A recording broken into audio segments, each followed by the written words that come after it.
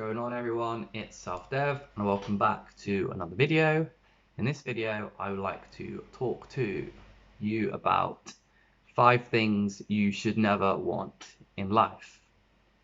Now, first of all, a disclaimer.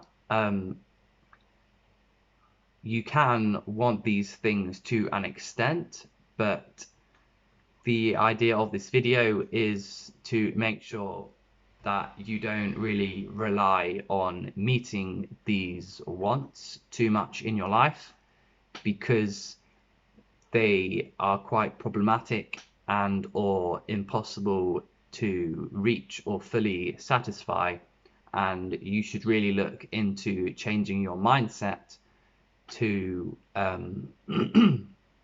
to something that is more realistic or more healthy to seek in life. So I've come up with a list of 5 things.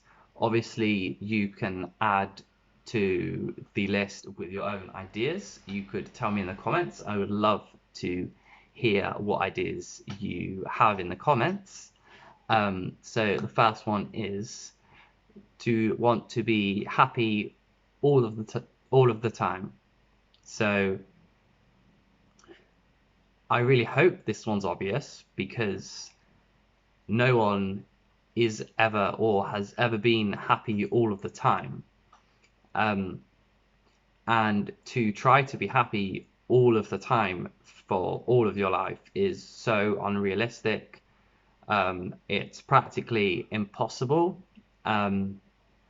If you think you are happy all the time, you are probably not. You are probably deceiving yourself, and you are probably not being honest with yourself or with others.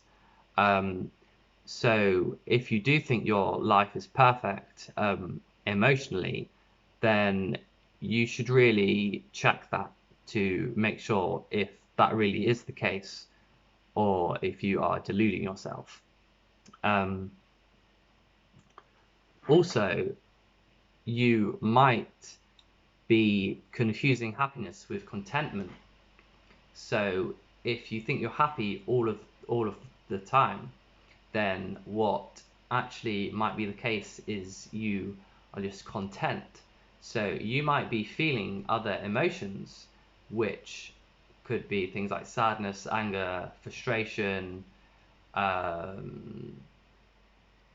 depression, like all sorts of emotions, but you accept them when they appear. You accept that you're sad, and accept that you're angry, frustrated, resentful, jealous, whatever it may be, and that's good. So you're not really happy when you're feeling these emotions, but you are content and you accept that you are feeling these emotions, and you're not frustrated that you're not happy in these times of feeling these other emotions. You are content that people are supposed to feel a range of emotions, not just happiness all the time. And one thing I like to say is feeling happy all the time is kind of boring.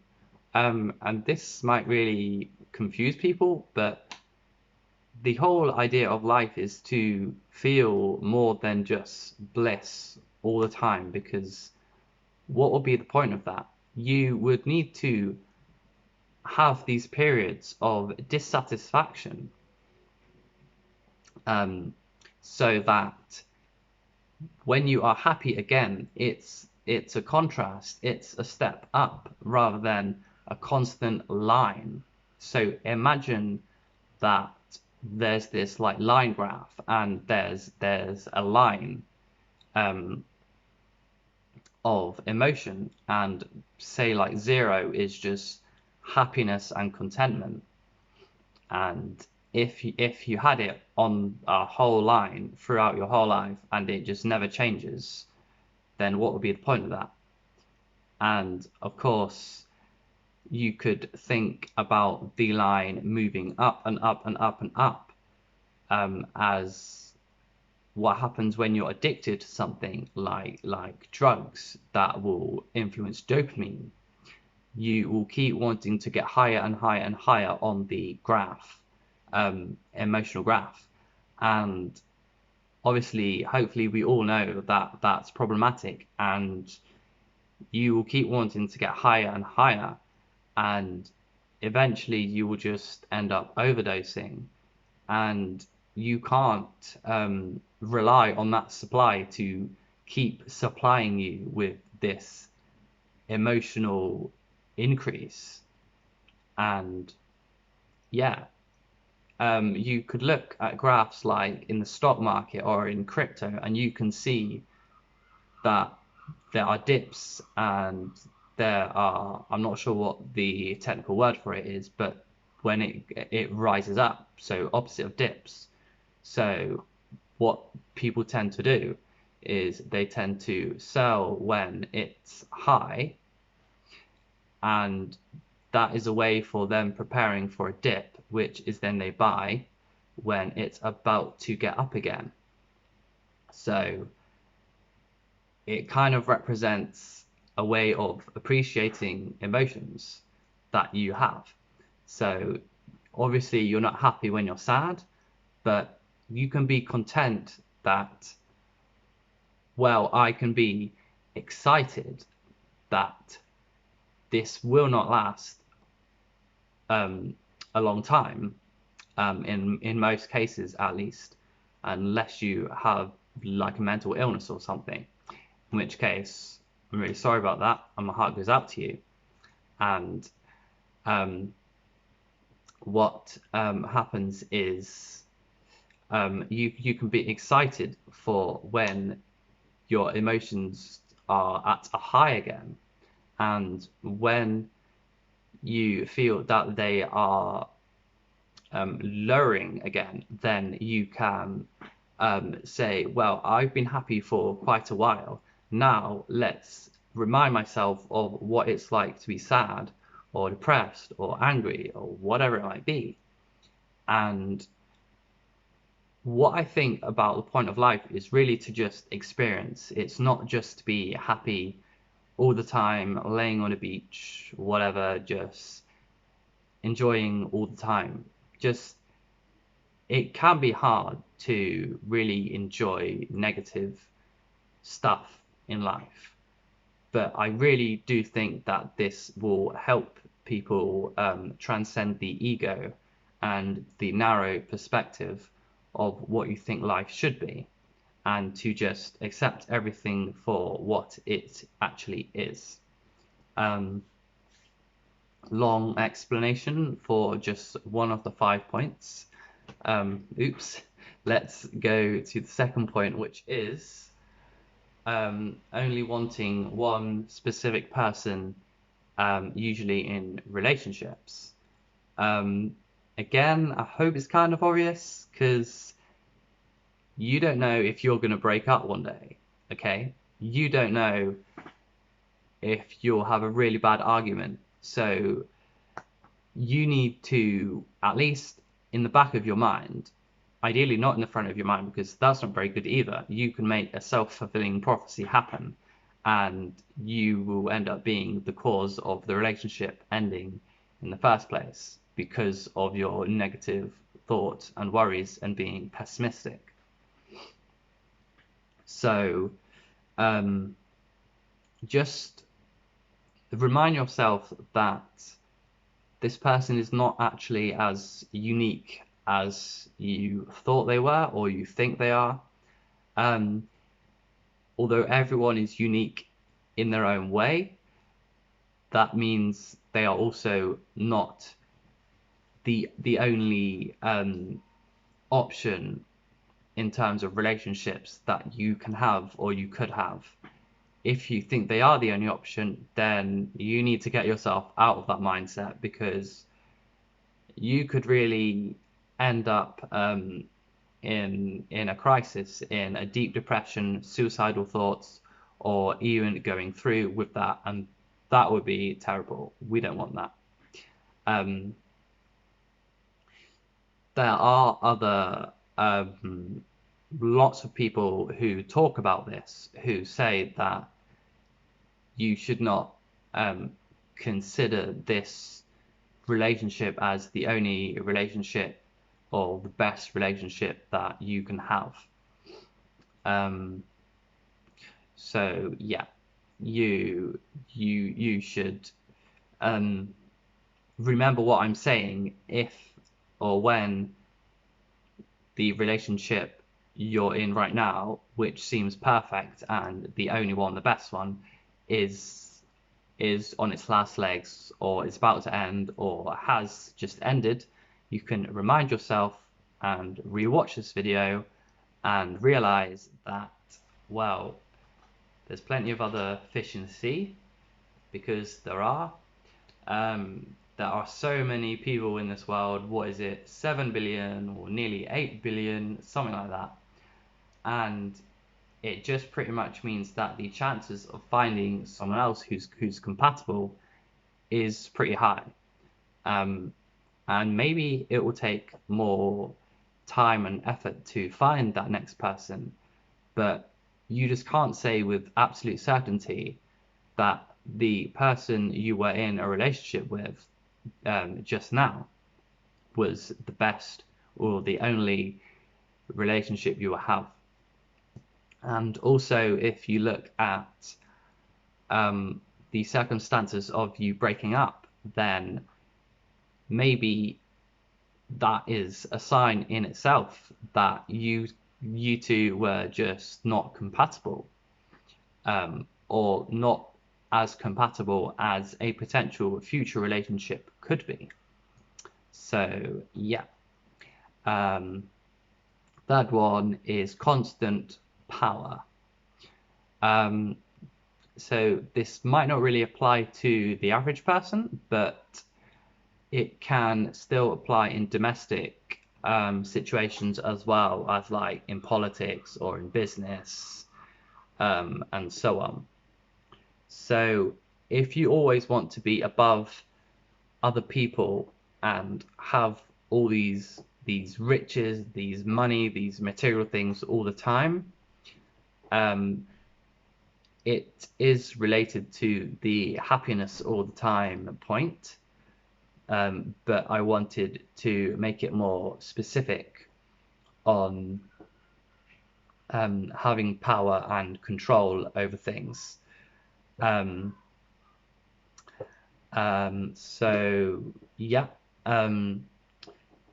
if you actually look into history, you can find out that some very powerful people, they owned a lot of the world. We had the British Empire, who had so much control over the world, and eventually they lost it, or at least most of it. I'm not sure on the details, but my point is that you can have so much power and you will eventually lose it. So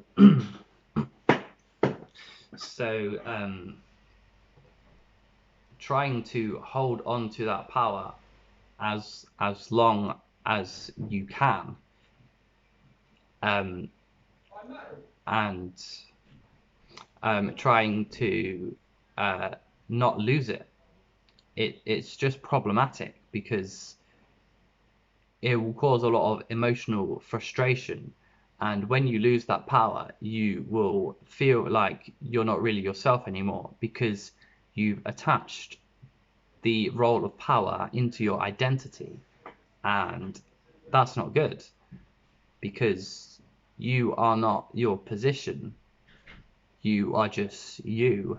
Hope that makes sense. And also think about, I don't know, Star Wars, where we've seen multiple instances of this. We've seen all the Jedi in the Jedi Council, and then pretty much one guy, Emperor Palpatine, he was very smart and he made a long-term plan into ridding the universe of all the Jedi, or at least most of the Jedi, and there were, what is it, like thousands of them? I think there are about thousands of Jedi, and they were all killed because of one guy who knew exactly what to do to overthrow their power. So numbers and control is not a secure fire way of keeping power. And obviously then when in the original trilogy we had the Empire control pretty much most of the galaxy, and we had like some rebels, and we had a few Jedi as well, and they were able to make things happen to overthrow the Empire, which has so much control over the galaxy. They were able to overthrow it. So again, you can't think that your power over things, over people, will last forever. You can't think that your business will always be making you money. It might and probably will eventually fail unless you're a huge company like Google or Microsoft or something like that.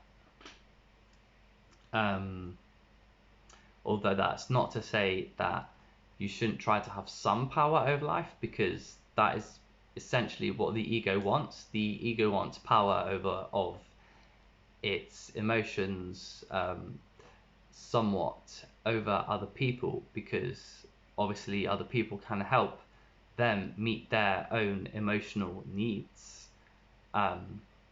So yeah, try not to cling on to these wants, but you can still want them to some extent, just not to cling onto them as if your life depends on it, because they're unrealistic, they're practically impossible, and if you do manage to get them, they probably won't last very long. Similar to last point, we've got trying to shape other people in your eyes. So you might be frustrated at maybe a family member who is being what you see as toxic or unhealthy or ignorant, and you are frustrated with that person for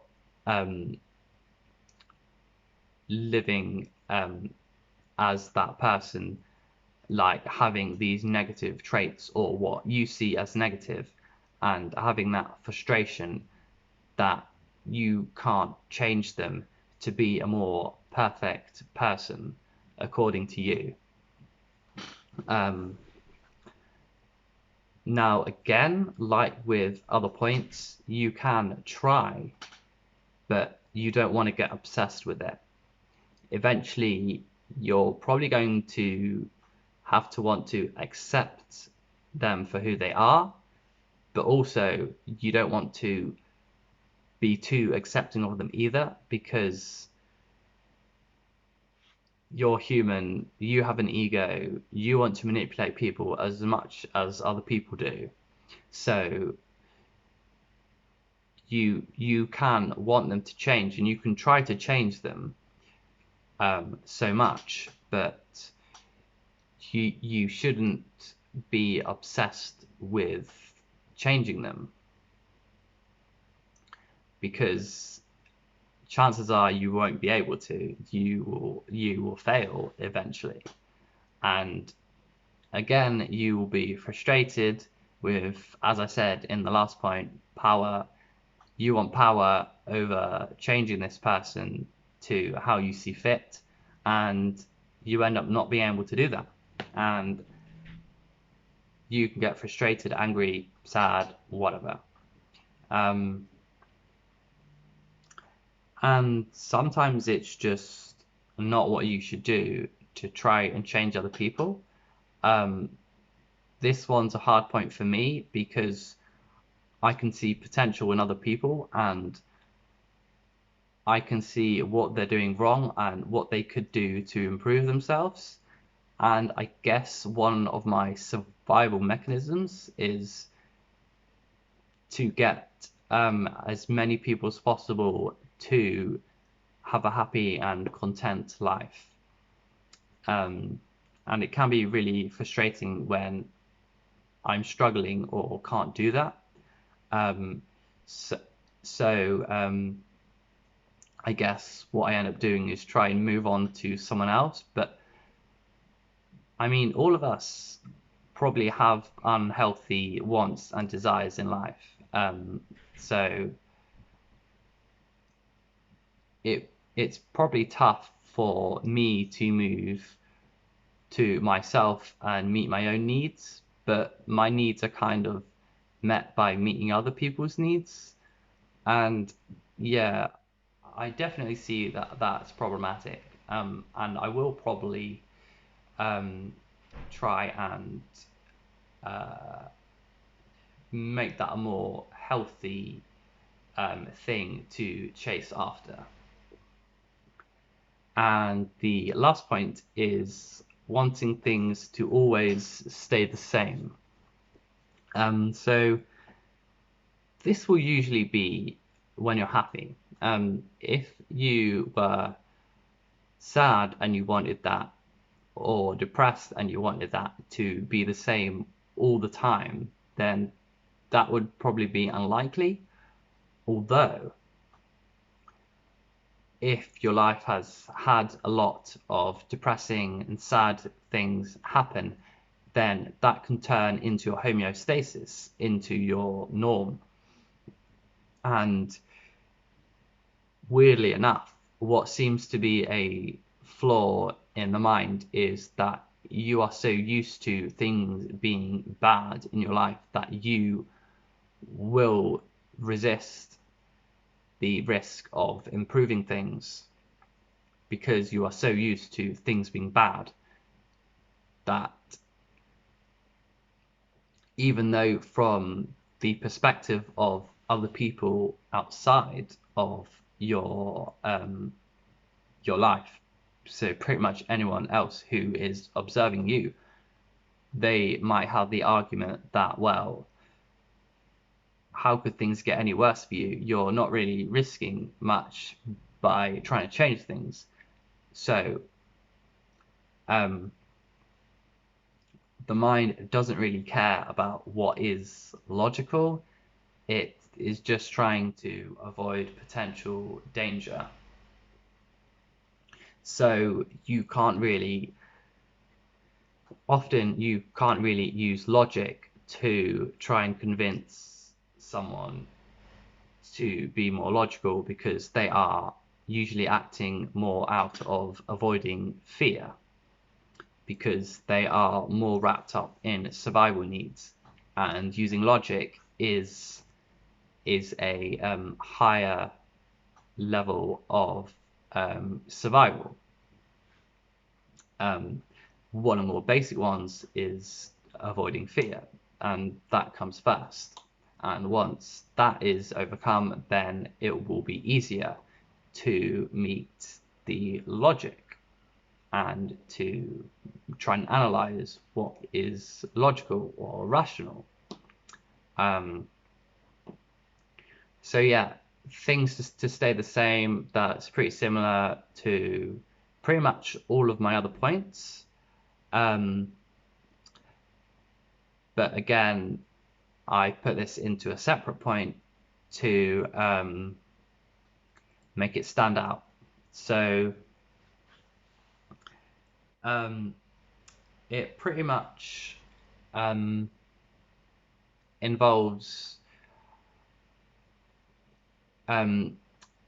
allowing yourself to take risks and to allow yourself for things to potentially change and to actually make the change. And what's often the case is even if things in your current situation change, they might change for the bad, but that will be temporary because every emotional state is temporary. Every physical state is temporary. So just remember that. And remember that we're here to experience not just one or two states, we're here to experience multiple states so that we can, I guess, compare the states and just experience life because you can. Experience it for the sake of experiencing rather than experience it just to chase whatever makes you happy. I mean, you can do that, but in my opinion, if you really want to be content with life, then accept experience. And if there's an opportunity for new experiences, then go for it.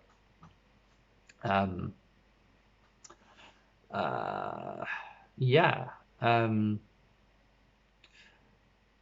obviously, if you're clinging to the idea of wanting things to stay the same, then you're going to be disappointed. You shouldn't get your hopes up because things will change whether you want it or not.